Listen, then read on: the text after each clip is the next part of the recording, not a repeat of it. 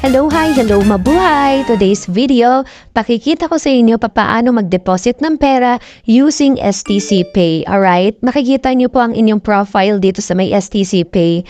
Buksan po ninyo ang inyong STC Pay, lalabas na po ang inyong profile, okay? Add money, click nyo lang po. Gagamitin po natin dito yung Apple Pay or debit or credit card, okay? Click nyo lang po yung debit card, waiting nyo lang po. Lalabas po yan, then add debit or credit card, okay? Then, ilalagay nyo na po dito ang inyong information at yung account, pati po yung amount na gusto nyo pong ilagay. Nilagay ko muna 10 SR. Lagay nyo yung name, lagay nyo na rin dyan yung card number. Ayun yung nasa labas ha, labas ng inyong card, like sa Alraji. Okay? Then, ayan nga po, yung expiry date, nilagay nyo na rin po. Ilagay nyo rin po yung CVV, yung pinaka-code verification ng inyong card, okay? After that, click lang po ninyo ang deposit, yung kulay green. Ayan.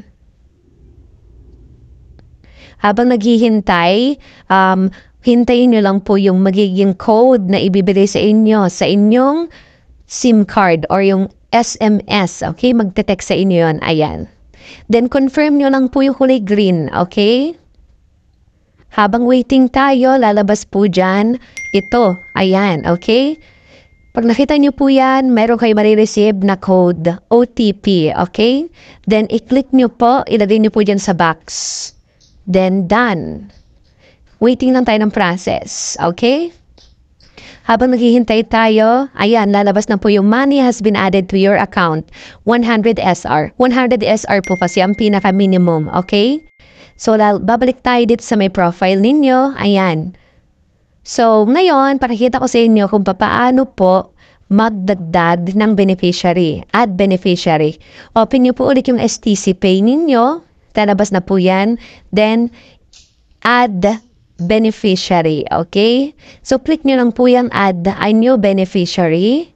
While waiting, ayan, ilagay nyo po yung pangalan ng papasahan ninyo. For example, Jose Chan, okay? Relationship with the beneficiary is personal. Then, click nyo lang po yung lugar. Ayan, Philippines, ayan. Then, click nyo lang po yung transfer to mobile wallet. Kunwari, GCash kayo, pwede nyo pong itry, okay? Pwede po yan magpasa. Click nyo lang po yung continue. And then, lagay nyo po yung pangalan ng may GCash. For example, ayan, lalabas na po. Coins, GCash, GrabPay, at PayMaya. So, try natin yung GCash. And then, mag-a-appear na po yan sa inyong profile. Okay? And then, ito naman po, yung paano maglagay ng account or magsisend tayo ng bank to bank using STC Pay. Lagay nyo lang ulit yung pangalan ninyo, yung papadalahan ninyo, at yung country. Yung Philippines, okay? Then, click nyo po yung transfer to a bank account, okay? And then, after that, continue at hanapin natin yung bangko kung saan tayo magpapadala. Siyempre, itatry natin ilagay lahat ng mga bangko na nandito. For example is, account ng bank ng Banco de Oro. Ayan, click nyo na yung Banco de Oro. Automatic na yung mapapadala. Then, lagay nyo po yung account number. Lalabas po ito. Lagay nyo lang po dyan no, lahat no. Okay? Then, click ng continue. So, while waiting, i-click natin yung continue. Then, ayan na po. Lalabas po dapat dyan yung pangalan ng Jose Chan. Okay? And then, nakalagay doon pending.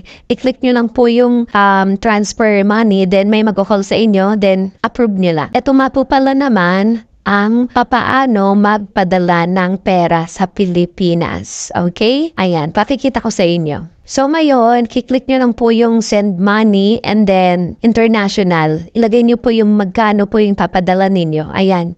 Like, for example, 1,908. Then, click nyo yung include transfer fee. Then, click yung agree to term and conditions.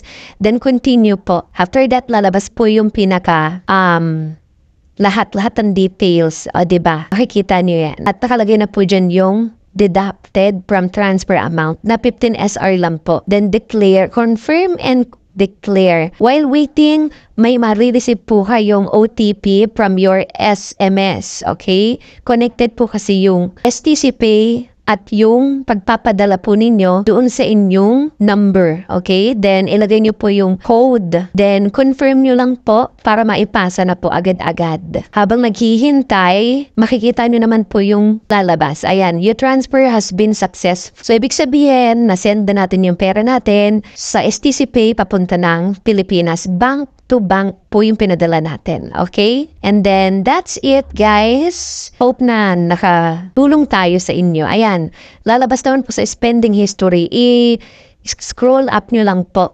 Okay? And then, ayan, 1,890.75 yung naipadala natin sa Pilipinas. So, naka-notify at naka-record po lahat ng pagpapadala po natin sa Pilipinas. So, ayan na po. Zero balance na tayo. Then, go back. Thank you so much.